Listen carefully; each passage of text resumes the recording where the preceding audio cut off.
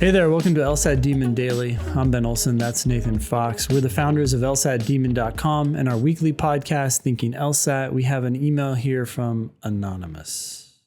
Hello. At the end of the year, I will be graduating with a BS in cybersecurity/information assurance from Western Governors University.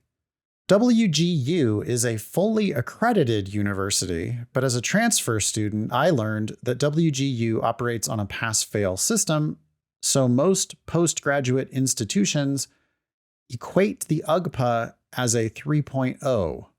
Wow. That's not really the question, right? The question is actually how LSAC equates your UGPA. That is the question. Do you or do you not have an LSAC GPA? So you're going to have to sign up for the Credential Assembly Service, have your transcripts uploaded, and then you'll find out. I don't know. Are you trying to research it, Ben? Yeah. Western Governors University, LSAC GPA. Well, I was just sometimes I feel like I've read on lsac.org how they deal with pass-fail. Oh, LSAC just has a policy potentially about pass-fail grading? Yeah. You did have a GPA, by the way, from those. I mean, it could be that your community college transfer credits are going to give you a GPA, because this is going to be part GPA and part pass-fail, it sounds like. Okay, this is what I'll just read this. So it says passing grades from systems of one or two passing grades, for example, pass fail or satisfactory, unsatisfactory, credit, no credit, or whatever. Yeah. And those for which conversion rules cannot be formulated, including courses for which a transcript gives only narratives or descriptions. End of sentence. Credits for the work in these courses are totaled and reported separately as unconverted credits. The only exception to this policy is for a reported grade below C- from a 2 passing grade grading system. Okay, so I guess apparently some systems out there have credit, D, and then fail. So we're not talking about that. No. All right, so well, at least according to this paragraph, which has a fragment of a sentence in it, these are reported as unconverted credits. Which means nothing. Yeah. So not a 3.0. So then you go back to the other. So this correspondent had a grade somewhere else? Well, it says that they were a transfer. Oh, yeah. Transfer student. Okay. So those grades would probably maybe make up your GPA. Maybe you just Well, you're going to have to find out. You got Yeah. to sign up for the Credential Assembly Service. That's a couple $100. Get all your transcripts uploaded, and then LSAC will tell you whether you have a reportable GPA or not. If you don't have a reportable GPA, I don't think you need to be thinking about 3.0 or any other specific number. I think you just don't have a reportable GPA. So the schools are probably going to just ignore that, and they're going to only rely on your LSAT for your admissions case. Would you agree with that? Mm-hmm. I mean, not only the LSAT, but mostly the LSAT and a smidgen of all your other whatever you've got. Yep. Yeah. Anyway, Anonymous continues, I plan to take the LSAT February 9th, 2024. What? When did you looking at a test a year out. My God. Why? Yeah. Don't do that. Do practice tests instead. When your practice tests get where you want them to be, then consider signing up for an official test. Don't have a year-long LSAT prep program. That's crazy. I've been gradually and hope to gain a full scholarship offer from Loyola Marymount Law School's evening program. And we have a link here to the 509 report. Okay. I've been gradually immersing myself in all things LSAT and law school. I plan to start studying in June for at least 2 hours per day, every day, using 2 prep systems. Weekdays using Anonymous inaptly named program. Yeah. And weekends, LSAT Demon, so that I can really take advantage of the drilling feature. Oh, no. We're going to have to stop you right there, Anonymous. You should pick. If you're going to do Anonymous, go do Anonymous. It's not as good as ours. But don't do that and do ours. If you're going to do us, just do us. We're going to save you money. We're going to save you time. We're going to improve your score more. So I hope you will choose us. But don't do both. That's crazy. Yeah.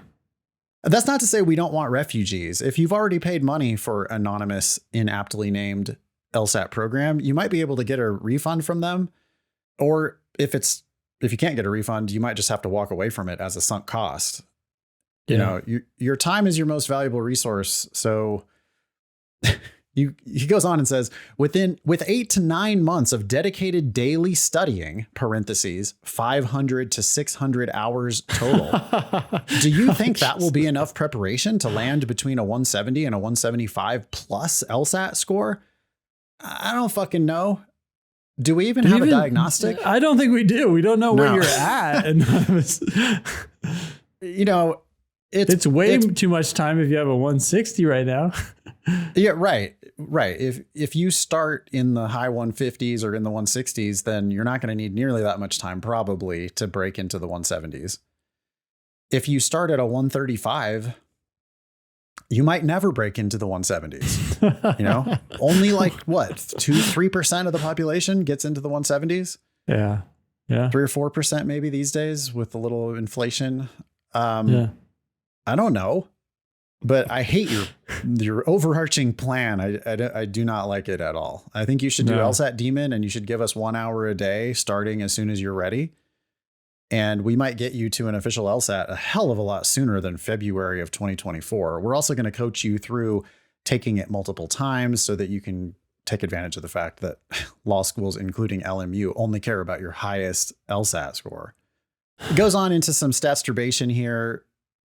Do we think that LMU is going to be willing? I think the question ultimately is, should LMU give a scholarship to this person with no GPA, presumably, maybe though a community college GPA that we have no idea whether it's good or bad. Yeah. You could have a 4.0, which would be hilarious. Yeah. You could also have a 2.0, which would be less hilarious. Okay. Does LMU give scholarships in the part-time program? That's my next question. Do. Yep. I looked at the 509. Okay. Down at the bottom of the third page, top of the third page. Yep. So let's talk about some numbers here. It's kind of interesting, actually. So half to full tuition in the full-time, in the full-time program is 42%. Half to full tuition in the part-time program is only 34%. And it looks like generally they're less inclined to give scholarships to people in the part-time program. That said, more than full is 1% in the full-time program and 4% in the part-time program.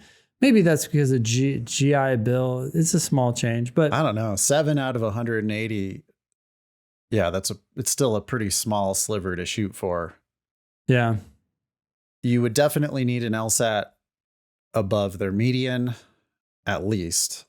Mm-hmm. Their median for the part-time program is 159. Their 75th percentile for the part-time program is 163. Yeah. I mean, it's possible that even a 180 would not get you a full ride at this school. They just don't give very many full rides, apparently. But close to full, who knows? Yeah. I'm not sure why this correspondent is so focused on this school. I mean, everybody has their reasons, but ideally you're just not. That is oddly specific. Because I don't even think LMU is on the west side. The Loyola Marymount proper is in a very beautiful spot on the ocean right next to LAX. It's like great if you can live on the west side of LA.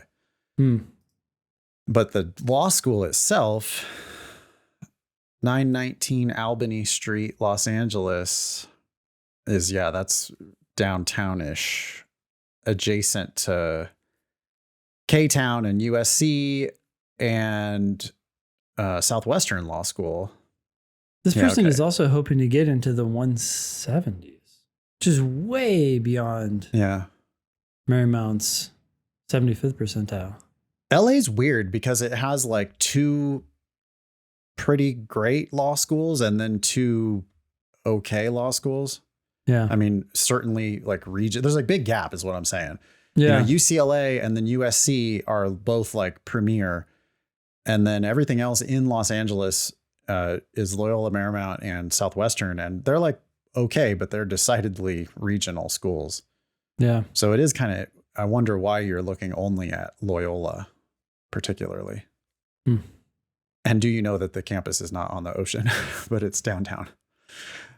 Anything else for Anonymous? Yeah, I do want to talk a little bit about the fact that we always talk about the most important factors are your GPA and your LSAT. And I do like that this correspondent is focusing on those two things. We're talking about LSAT, we're talking about GPA, but because we understand so well how those things have such an outsized impact on your application, I'm constantly asking myself in other domains, what are the one or two things in this area that are going to have an outsized impact on my results? Right? It's the Pareto principle, 20-40, whatever, or 80-20, whatever it is, right? There's something, even though a bunch of things can have an impact, there's something that's going to have a big impact, and it's what you want to focus your energy on, because everything else can become a distraction, even though in theory, all things being equal, they might be helpful.